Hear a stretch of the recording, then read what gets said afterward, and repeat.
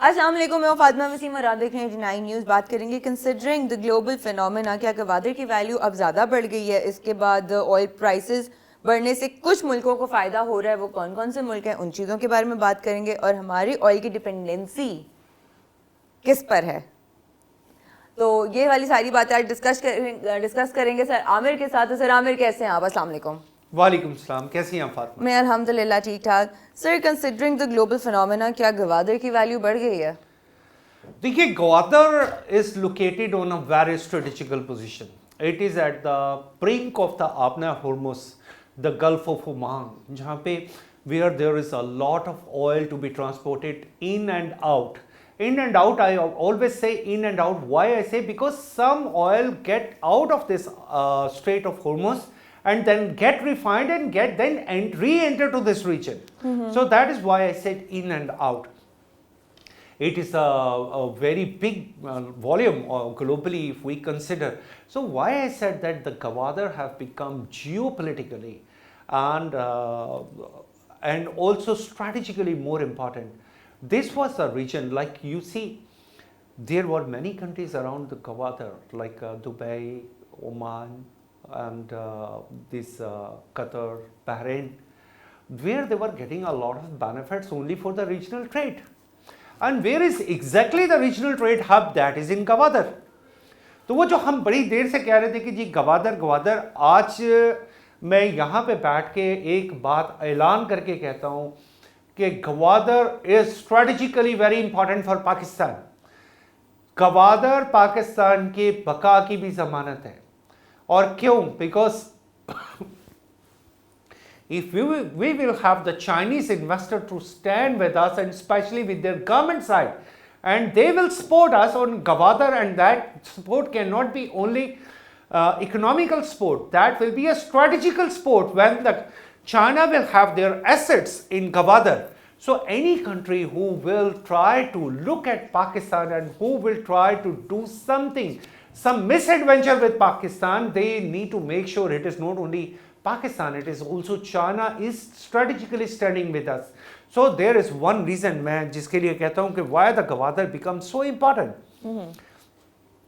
और recent phenomena में आप देखें कि गवादर अगर इस रीजन का एक हब होता तो वो ट्रेड, वो सारे रूट्स, वो जो ट्रांसपोर्टेशन है, ट्रांसपोर्टेशन ऑफ स्पेशली ये सारी मिडल ईस्ट से सिर्फ एक ही चीज़ नहीं होती कि यहाँ से ऑयल ही आ रहा है.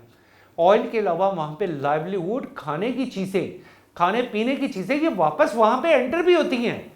वहाँ पे डेली कंजम्पशन की चीज़ें पूरी दुनिया से वहाँ पे एंटर भी होती हैं. तो आप इसको एक सेक्टर में नहीं ले सकते कि this is only for one source for the oil. वहाँ के for the betterment of this region and for the development of this region they also need infrastructural support, livelihood, daily consumption products. तो वो भी तो यहीं से जानी थी.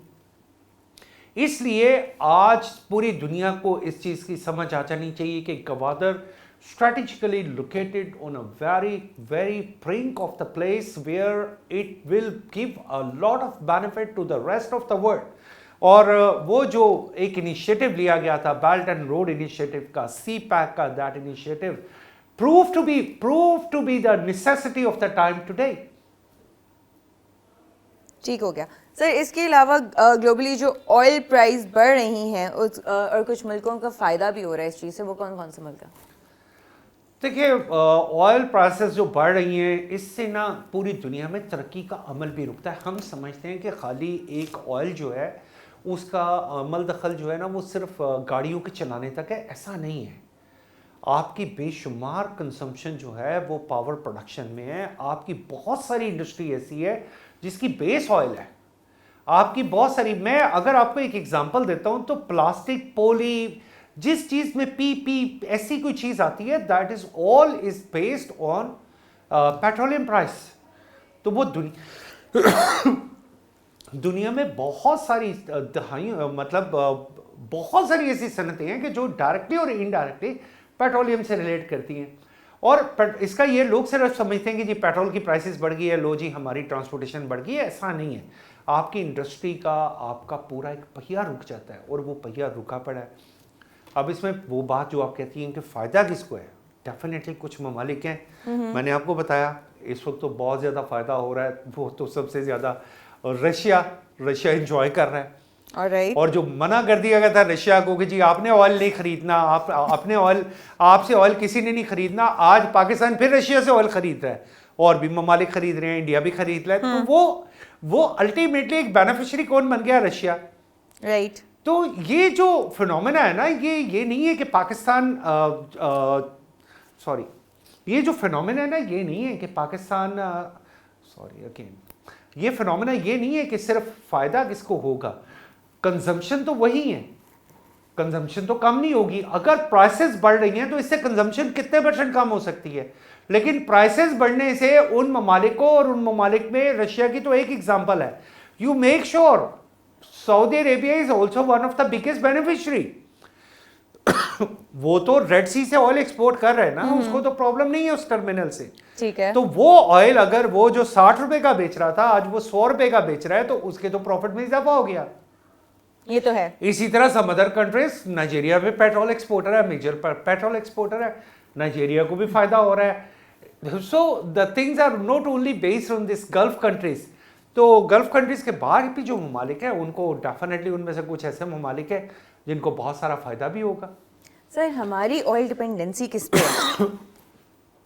अच्छा, हम इस चीज़ को समझें कि हमारी नेचुरल गैस ज़्यादा आती थी कतर से, कुछ यूएई से, लेकिन हमारा पेट्रोल, मेजरली जो हमारी पेट्रोल की इंपोर्ट है वो थी सऊदी अरेबिया से, समहाउ किसी वक्त थोड़ी सी यूएई से भी थी, लेकिन सऊदी अरेबिया से। अब सऊदी अरेबिया के पास ट्रैक ओपन है, वो रेड सी से और यमन से होके पाकिस्तान तक बड़े इजीली आ सकता है। ये area, all this is not distracted, ये बिल्कुल ओपन एरिया है। अब उस हिसाब से देखा जाए तो पाकिस्तान के पास ऑयल की शॉर्टेज नहीं होनी चाहिए। इन द मेन वाइल, जैसे मैं आपको कह रहा हूँ, it is expected that there will be oil cargo to Pakistan terminal very soon. That means there are some alternative ways also that will support Pakistan. तो ये जो कहा जाता है ना जी कि पाकिस्तान को बहुत ज़्यादा, और फिर लोगों को ये बात नहीं भूलनी चाहिए, पाकिस्तान की 100% डिपेंडेंसी इंपोर्ट पे नहीं है ऑयल की। हमारी डिपेंडेंसी ऑलमोस्ट लाइक 60 to 65% जो है वो इंपोर्टेड ऑयल पे है, बाकी हमारी लोकल प्रोडक्शन भी है। तो the people should not get so panic. मेरी तो एक ये फरमाइश है कि लोगों को इतना पैनिक नहीं करना चाहिए। हाँ, आप अपना यूजेज थोड़ा कम भी कर सकते हैं, this is also very much possible. जिस घर में 3 गाड़ियाँ, आप कोशिश करें 3 की बजाय 1 या 2 गाड़ियाँ इस्तेमाल हो जाए। इसी तरह फॉर द अदर पर्पसेस मैं समझता हूँ कि this is very much controllable. But sir अगर इसी के साथ साथ देखा जाए तो एक मेरा एक क्वेश्चन था जो पेंडिंग रह गया था, क्या चाइना भी इंगेज्ड है ईरान और लाइक जो इस वक्त वॉर चल रही है उसमें? ये अब देखिए, दुनिया समझती है कि चाइना का सबसे बड़ा स्ट्रेटेजिकल पार्टनर पाकिस्तान है, बट एक्चुअली मैं समझता हूँ कि पाकिस्तान चाइना की स्ट्रेटेजिकल पार्टनरशिप पे 3रे नंबर पे है। सबसे बड़ा उसका स्ट्रेटेजिकल पार्टनर है नॉर्थ कोरिया।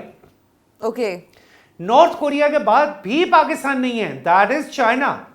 चाइना किस तरह है कि चाइना से स्ट्रेटेजिकल सपोर्ट जो मिल रही है ईरान को चाइना की तरफ से, उसके अगेंस्ट वो उससे ऑयल ले रहा, और ये मोस्टली ये जो डील हुई थी फॉर नेक्स्ट 20 ईयर्स 25 ईयर्स, वो $480 बिलियन की एक डील थी। और उस डील का कॉन्सेप्ट क्या था कि वो सारे कुएं जहां पे टेक्निकली, यानी पुरानी टेक्नोलॉजी के मुताबिक ऑयल खुश्क हो चुका है लेकिन नई टेक्नोलॉजी के मुताबिक अभी भी निकाला जा सकता है, उनको लाइव कर रहा था चाइना।